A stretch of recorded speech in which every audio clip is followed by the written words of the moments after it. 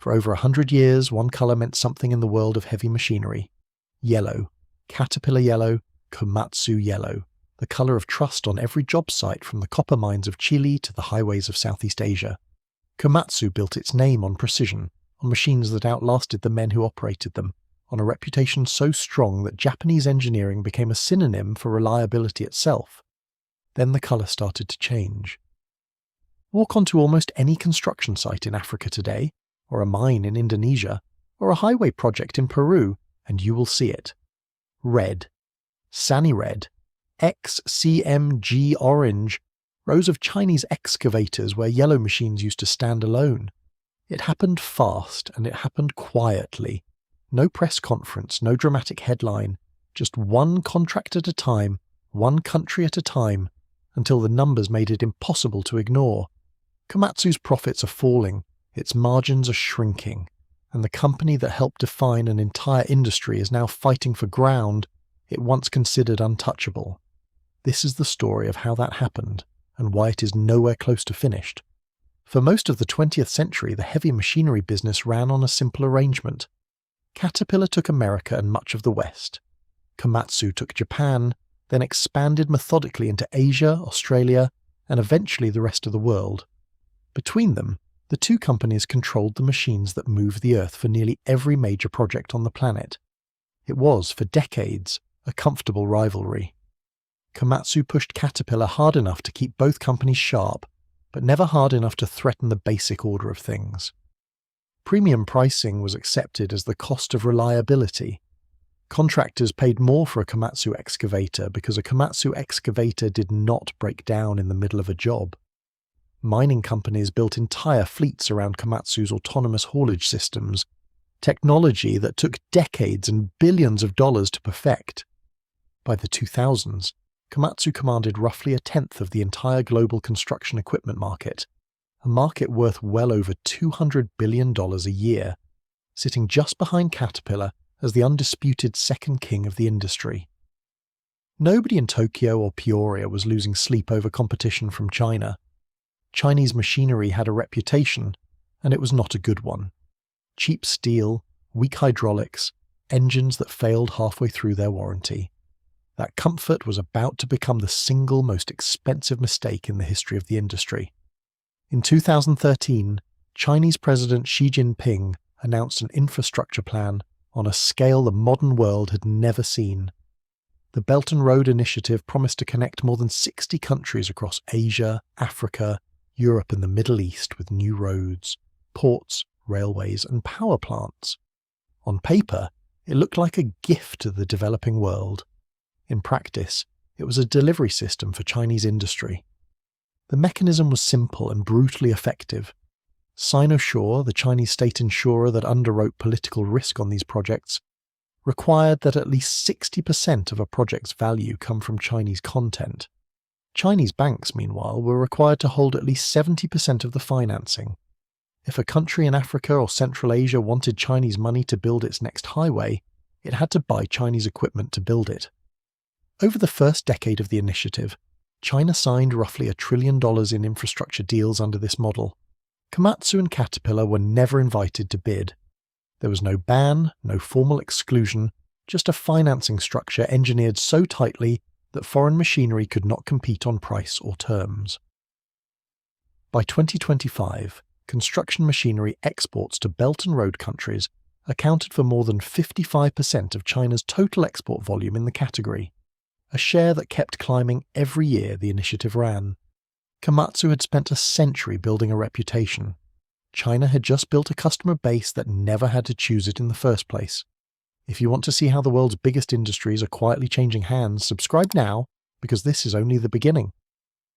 Belt and Road bought Chinese machinery a captive market. It did not buy the ability to build a hydraulic excavator that could survive a decade of abuse in a copper mine. For that, China needed something money alone could not manufacture. It needed the people who already knew how to build one. For decades, Japan's engineers had been the quiet backbone of the country's biggest exporters, but Japan was also entering a long stretch of corporate restructuring, early retirements, and shrinking research budgets. Samsung had already proven the model worked in electronics, luring Japanese engineers away with salaries several times what they earned at home, along with signing bonuses and furnished apartments. Chinese car makers followed the same script. Nikkei Asia documented firms like GAC openly recruiting Japanese automotive engineers as domestic manufacturers tightened their belts. Heavy machinery followed the same current. Veteran hydraulic and mechanical engineers, the kind who had spent entire careers inside Japan's precision supply chains, became quiet targets for Chinese firms building out their own research divisions. Non-disclosure agreements offered little protection once an engineer crossed into a foreign lab, and enforcement across borders proved almost impossible. None of this showed up in a single headline. It showed up years later in the strength of a Sany hydraulic pump or the precision of an XCMG excavator arm, decades of Japanese expertise quietly rebuilt inside Chinese factories.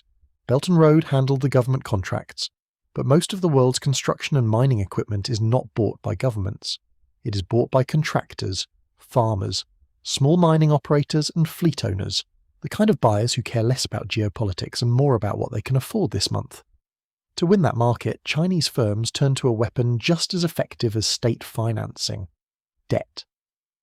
Sany built an entire financial arm, Sany Capital, dedicated to nothing but making its equipment easier to buy than anyone else's. 0% financing for 60 months became a standard offer, not a limited promotion, available from South Africa to the United States to the United Kingdom.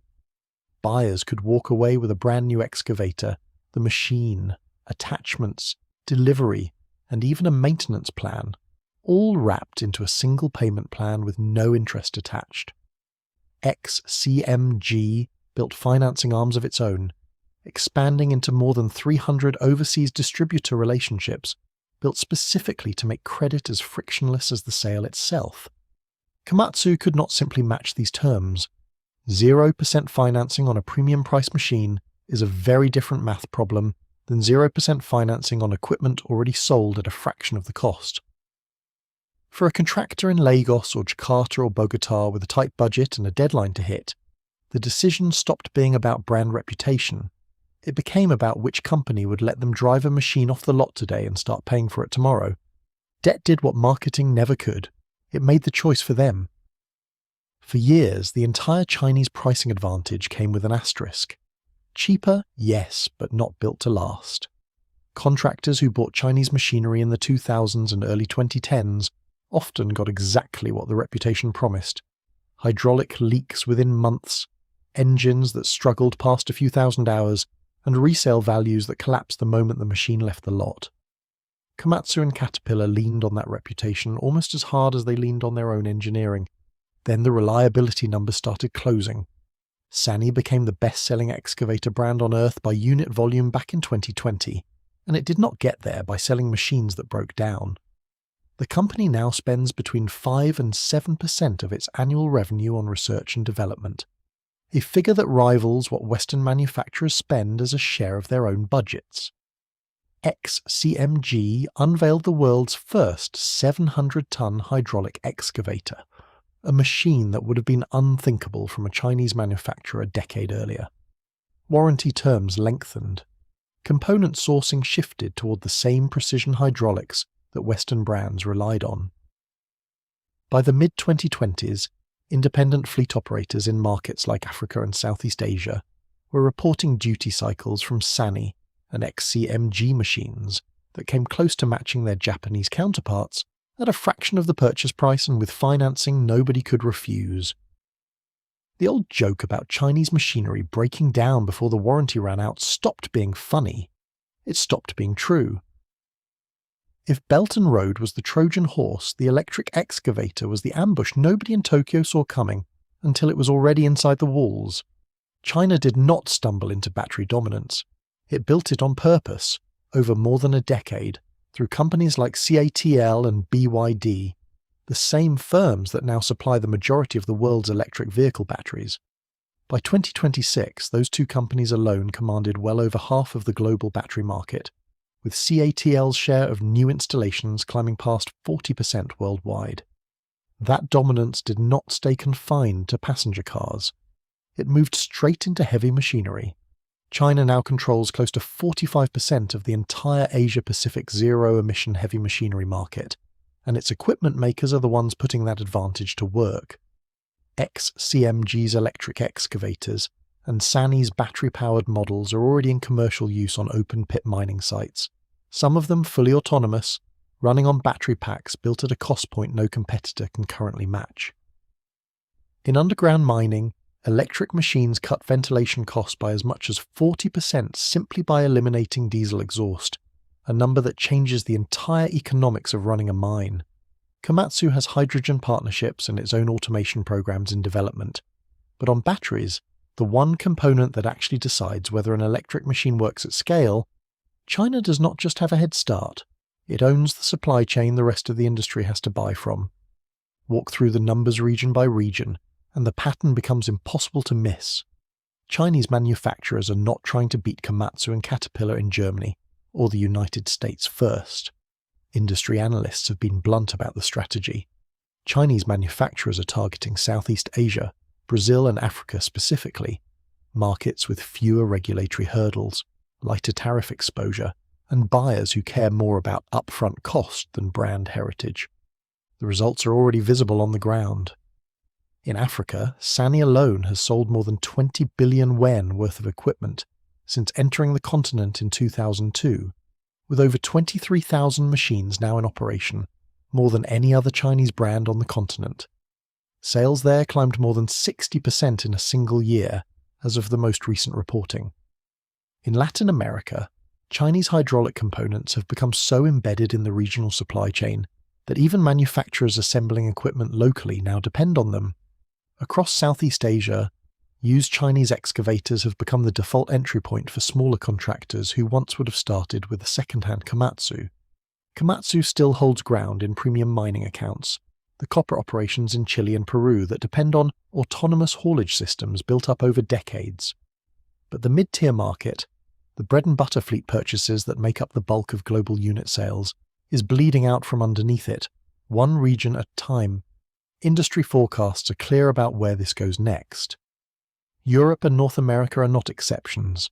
They are simply next on the list.